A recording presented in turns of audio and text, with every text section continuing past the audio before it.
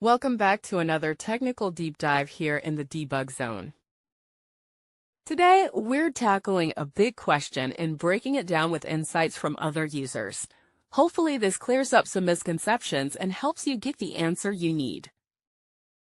So buckle up, stay a little curious, and let's jump right in.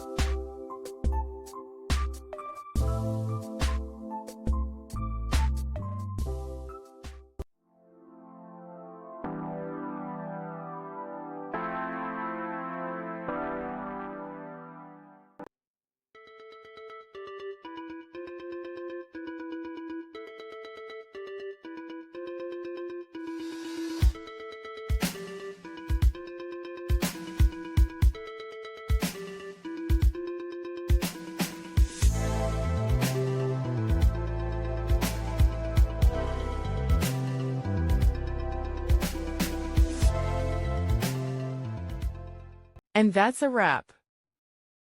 I hope you found the answer you were looking for. If you did, take a second to hit that subscribe button. It really helps out. And let me know in the comments which solution worked best for you. See you next time in the debug zone.